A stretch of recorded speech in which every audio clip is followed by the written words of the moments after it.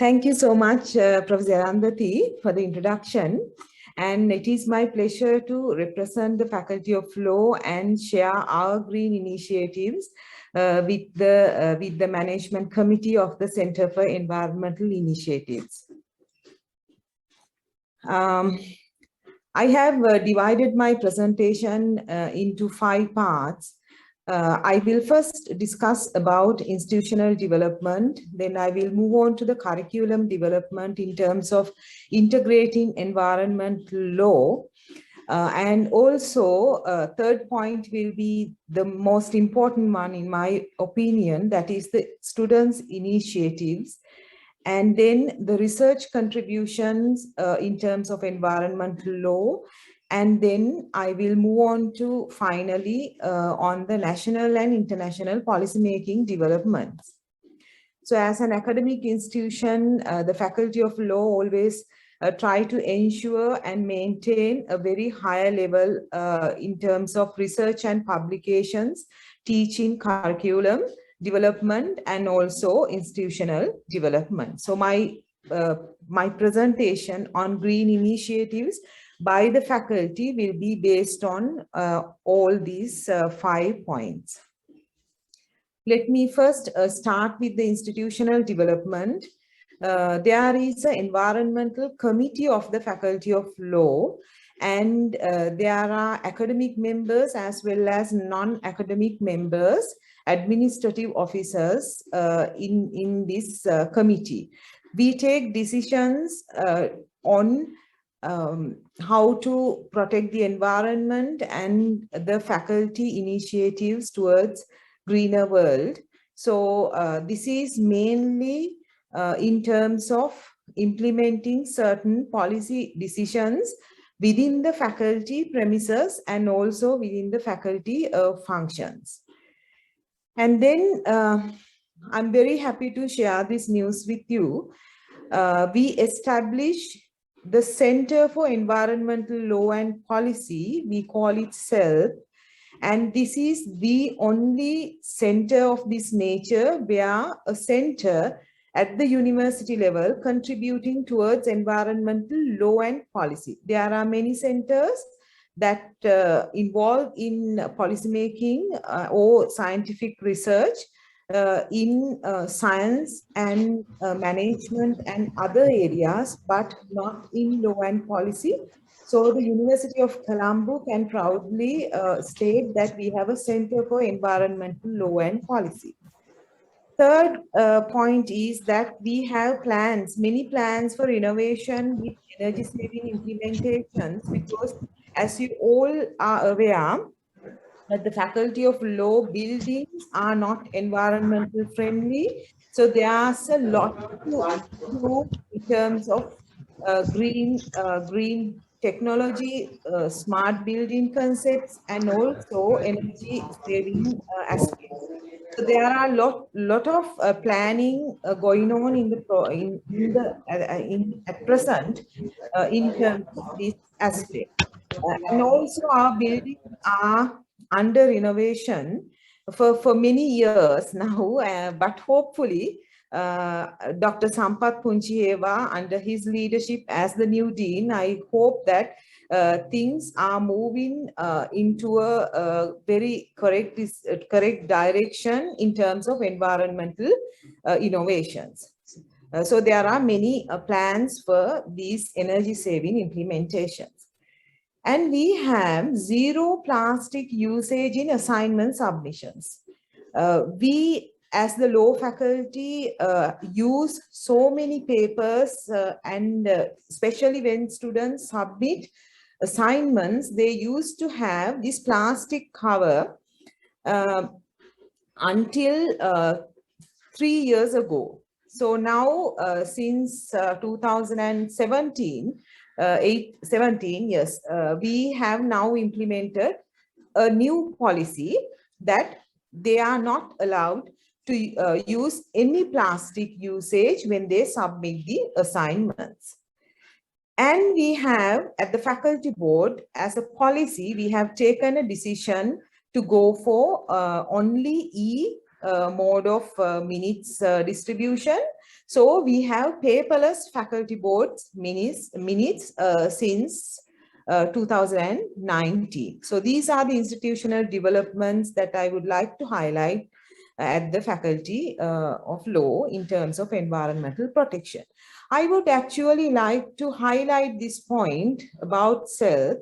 Now, this is a very progressive institutional development by the Faculty of Law. And I would like to mention that we are going to have a grand launch of this center in December. So I invite all the members of the committee, management committee of the Center for Environmental Initiative to join us with us. I will share more detail through Center for Environmental Initiative about the event in December. Now I'm going to discuss the second point, that is one of the most important things, that is curriculum development, law faculty curriculum integration of environmental law. Now this is a relatively a new subject to the faculty curriculum. Since late 1990s, we introduced it to LLB, that is the undergraduate level of the Faculty of Law, and we introduced environmental law since 1995. And then we introduced it to LLM, that is the master's level of the law faculty and curriculum. So we introduced environmental law and policy since 2018.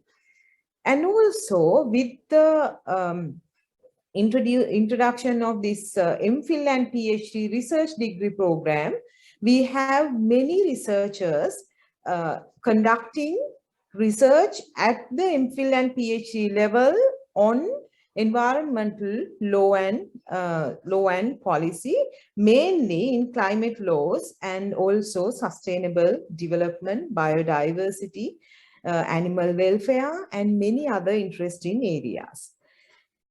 Last year, we introduced Advanced Certificate in Environmental Law and Policy, and this year we introduced Diploma in Public Law that includes environmental law as a one semester course.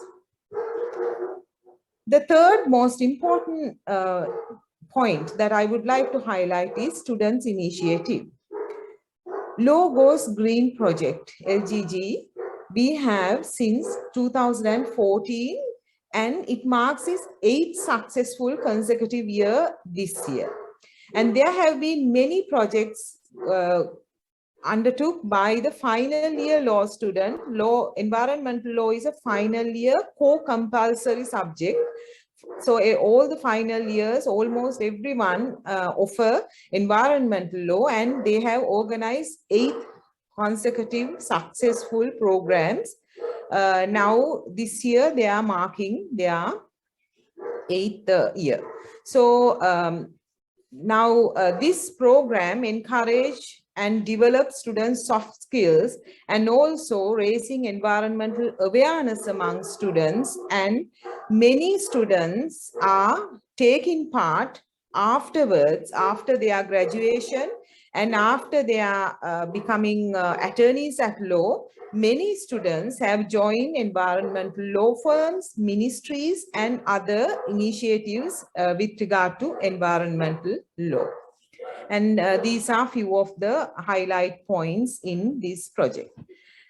Next point is research contributions by the Faculty of Law in terms of environmental initiatives. I'm very happy to say that we have published the first ever, and this is the only publication on animal welfare provisions and case law. It is a compilation of very important case law and also statutes.